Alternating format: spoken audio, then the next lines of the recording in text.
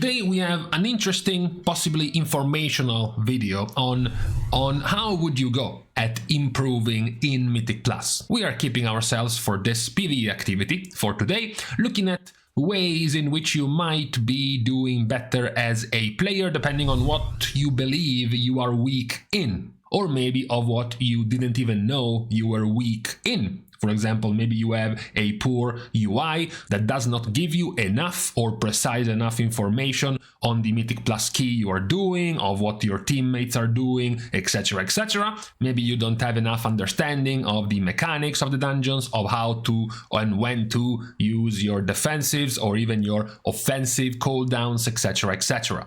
This is a comprehensive list of the many things you might be doing, if you aren't doing them already, to improve in Mythic Plus. Most of this will of course be aimed at the DPS players, because as we know, they are the clowniest of the bunch when it comes to making mistakes in Mythic Plus, but also from a demographic standpoint, DPS are simply the most popular. What you start with when looking at how to improve things in your Mythic Plus keys is of course from before you are even joining a key, which is your UI, which is how are you going to be seeing the information in the key, whether it is your abilities, the party members' abilities, the enemy abilities, the various mechanics, etc, etc. We have already been making a few of these quality of life or life hacks that you can grab for Mythic Plus, things like Omni CD, to be able to see certain abilities next to the party frames of your party members. For example, to be aware if someone has one of their cooldowns available, maybe as a tank, when you want to make a big pull, you want to be aware of the big cooldowns of the DPS. Maybe as a healer, you want to be aware of the defensives available on each of the DPS players, especially if you want to blame them when they die and they haven't used their defensives. That can also help. You can take useful weak auras like targeted casts, allowing you to show on the party frames which player is about to be hit by a targeted mechanic, the spell on nameplates weak aura to show the cooldown of the trash mob's abilities. That also helps you manage the mechanics in the fights in Mythic Plus. All of these things you want to make sure you have them down and properly set up before you even start your Mythic Plus dungeon. You want to try to hit the sweet spot where you get enough information for you to be able to make all of the decisions you need to be making in the key without being overwhelmed, without filling your screen like you're a player from China from 2006 and you can barely even see what's going on the screen because of the overload of info being thrown at you. That should be your goal when you set up your UI and your add-ons for Mythic Plus. Now, assuming you didn't have a problem with any of this, and instead you are bad or doing poorly in Mythic Plus for other reasons, some of these reasons could actually be because you're not even aware of them, so there isn't really much of a point in me telling you this or that if you cannot figure them out yourself in the first place. One of the better ways, which is suggested not just in this game but in pretty much any other competitive game, it's to record yourself. It's to take a video of exactly what you are doing in game and then watch it back. It might be even better for maximum effect to watch it back a couple of days later, 3 days later, when you have forgotten basically what you did in the first place, and look at the video as if it was another player playing the game and criticize it that way. Looking at that recording might make you see plenty of dumb things you were doing that you weren't aware of in the moment. Allowing you to look at what's going on without having to focus on the actual game might make you see that, for example, the boss mods, the boss bars are in a bad position, might make you notice that certain weak auras are overlapping each other, or they are too close to each other, or they are not visible enough, you're missing them too often, so you have to reposition them. Maybe you are one of those 1 in 1,000 hunters who realize they are standing 55 yards away from the healer and the healer is missing you half the time when he's trying to land AoE heals because you don't stick to the group enough. etc., etc. So that is always a pretty good tool for you to realize or to notice what you might be improving by looking back at how you played certain keys in Mythic Plus. The next one is, of course, knowing the mechanics of the dungeon. Now, this is quite a seemingly simple point.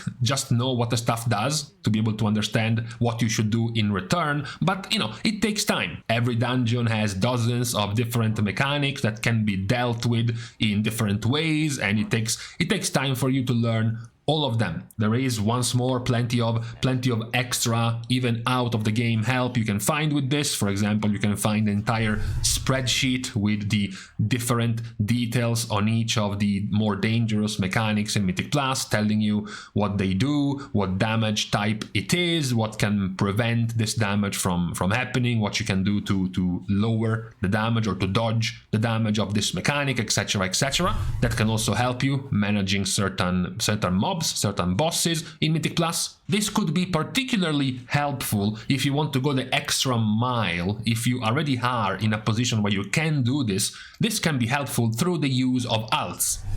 One of the things you can improve on as a player is when you're playing alts of a different role. For example, if you are a DPS, you can actually improve quite a bit on your main character. Imagine you are saying you are stuck at a certain rating in Mythic Plus on your Warlock main. You are at 3,200 rating and you feel like you can't improve. What you might think was a waste of time or something that doesn't give you enough satisfaction to go through playing your scuffed low gear level tank or healer, that can actually still improve your main character, that can still improve the progress on your main Mythic Plus DPS, because playing a tank allows you to learn which packs are the most dangerous, which enemies are going to be the most dangerous, for example, to the tank. If you're playing the healer, it can allow you to realize which of the mobs slap harder than others, which of the mobs require more attention than others in terms of defensives, in terms of interrupts, stuns, crowd controls, etc., etc. You being a healer, having to keep people alive will make you realize more about the dangers of the dungeon. So even doing something like playing a chill plus 16 on your healer alt can actually still help your main Warlock do that very same key at a plus 26 level the day after, if it helps you learn more about the dangers of the dungeon from looking at a healer perspective. The other point, though, isn't just the mechanics of the dungeon, understanding that certain abilities might be single target focused that you want to crowd control, others you might want to not even bother to interrupt because your interrupt is better to be spent somewhere else on a more dangerous mechanic, maybe learning how to properly kite the dogs in Throne of the Tides, for example, etc., etc. But what is also important isn't just understanding the mechanics and the dangers of the dungeon, because at the end of the day, you are often a DPS, and what matters is to do damage so that the mechanics of those mobs last for as little as possible, because they die as fast as possible. This makes it quite important for you to be able to manage your cooldowns, which is very tightly tied to knowing the routes, understanding the routes, because of course, if you understand which packs are being pulled, you also understand where the biggest pulls are going to be, which also means that's where you want to have your biggest cooldowns, whether it is Bloodlust, of course, which matters for the whole party, but also your own potions, as well as your own DPS cooldowns. It's good to understand when you might want to be delaying that cooldown by 30 or so seconds because you want to use it for the next pull. Because the next pull is where the tank is going to be pulling 3 trash packs at once, is where the tank is going to be blowing his own cooldowns to stay alive. So you want to line up the cooldowns of the tank with your own cooldowns to blast as much damage as possible. That can vary the damage of a DPS by quite a bit. You might be, for example, a BM hunter doing the exact same things and pressing the exact same buttons as another BM hunter, but end up the very same key with 50,000 less DPS. And that's because you clicked your cooldowns and your potions more or less on cooldown, whereas the other hunter delayed those cooldowns, delayed those DPS spots for the biggest pools of the dungeon. The biggest pools, being AoE pools, allowing you to do even more damage, is going to end up having that hunter at a much higher DPS than yours, even though you practically played the same. Many times, very often, that difference is going to be because of the usage of cooldowns and the size of the pools. The bigger the trash pools, paired together with the more cooldowns used in those very big trash pools, is what can give you the most damage. That's also something you want to be aware of as a DPS and of course as a tank, but also as a healer when you get to prepare for those pools. You get to look ahead, you get to see the future and know that in a minute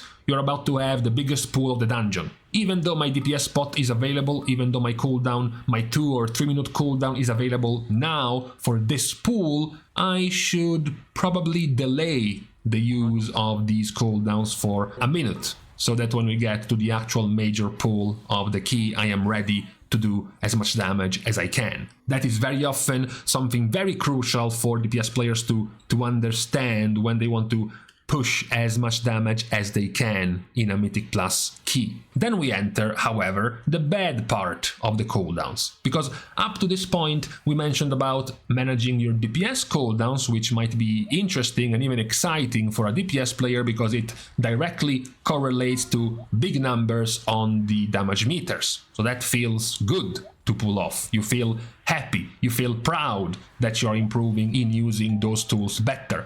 However, there are also other cooldowns, and they are quite useful because they help you staying alive. For example, taking 3 random players in some plus 25 keys, so we're talking about good players, but not, title level of players, picking up something like a druid, and then let's pick another somewhat squishy spec like priest, and also why not another spec known for being rather squishy like an evoker. So when you look at the druid, for example, this is a 23-minute run, and when you look at the casts, you will find that the Barkskin was used 12 times. Even though Barkskin has a 1-minute cooldown, meaning you could have used it 23 times instead of 12. If you look at this one, you have a Discipline Priest with its casts. You have something like Desperate Prayer. Desperate Prayer has been used 7 times on a 90-second cooldown. This could have been used something like 18 times instead of 7. Another one, this time it's an Evoker.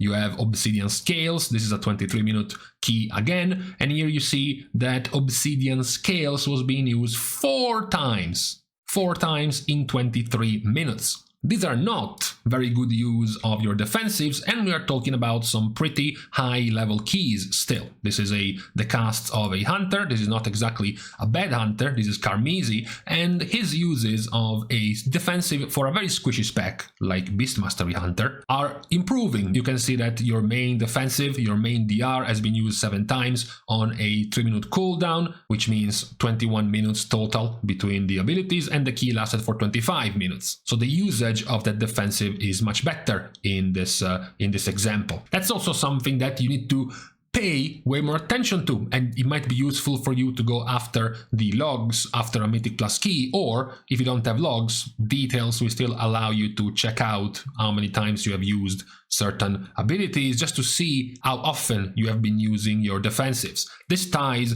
just the same with the DPS cooldowns and the help you're gonna get by knowing the routes and knowing the different mechanics of the mobs, because of course if you know a certain pool is going to require your DPS cooldowns, that is usually also the most dangerous pool, because that's exactly why you want to use your DPS cooldowns there, because you want that pool to end as fast as possible. So understanding and managing your DPS cooldown often goes hand in hand with managing your defensive cooldowns, because where you need lots of damage, it is likely you're also going to be needing quite a lot of defensives to stay alive. And the biggest hurdle really is just reminding yourself to be using these defensives, because you might finish a key and you might think like, this key was a breeze. This key was quite simple. I didn't really feel in danger throughout the key. But then you look back for once and you notice that in 25 minutes you used your defensive number 1 6 times when you could have used it 21. You used your defensive number 2 4 times when you could have used it 12 times. So even though the key was a breeze, even though you did not feel in danger, that's gonna become a problem once you try to climb to a key of a higher level. If you climb from 20 to 21 and then 22, 3, 4, 5, 6, certain things will become more and more dangerous. You will start dying from things you weren't dying before. And what you're missing is all of those defensive cooldowns, healing potions, etc., etc., that you weren't using before and you're not used to using in higher level keys. So already getting used to try to use your defensive during dangerous moments, even when you're doing key levels where it's not necessarily going to kill you, it's not necessarily going to wipe the party, it's still going to be helpful. It's going to be helpful multiple ways. Like, for example, you could be saving an external or a major cooldown of the healer because you're not using your defensive or a health potion, you're taking way more damage, so the healer has to pick up the slack, has to stop doing damage, for example, just to heal you, and all of these things that are eventually going to hurt even more as you try to climb into higher key levels. So that is another thing you can be improving next to, hand in hand with the usage of your DPS cooldowns. Not only matching DPS cooldowns with the more dangerous parts of the dungeon, but also making sure you have a steady use of your defensives. It's never as good as for DPS cooldowns to be sitting on your defensives, to be saying no, I can live this. Let me just save my wall, let me just save my DR for the next pool, and then for the next pool, and then for the next one.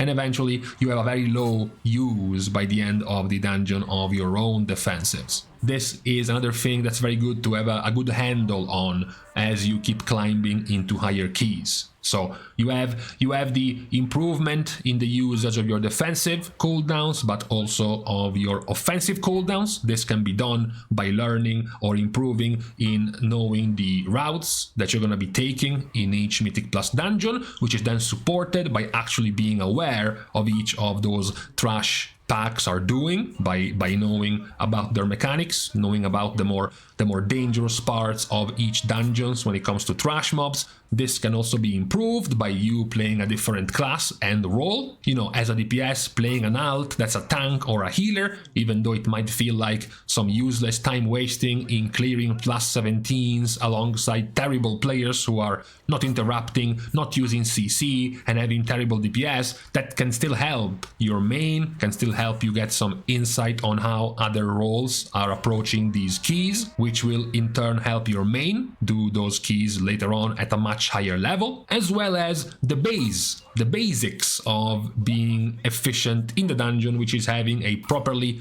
customized UI, trying to give you as much information as you need in the key without being overbearing, without swarming you and flooding you with info, so much so that you can't even properly pay attention to everything that's being splashed on the screen. These all together are all the various ways in which you can check and sort of double take, including the last tool, which is recording yourself. So you can then go back and look exactly at all of these things one by one and see how you were approaching each of those things by looking at yourself later on in a recording. So these are the ways, I would say, you can go at improving yourself when it comes to a Mythic Plus dungeon. Of course, many of these things are still relevant for when you want to improve when we're talking about the raid. Obviously, many of these things are similar in what they can do to help you be a better player. But for today, we were a bit more focused on Mythic Plus.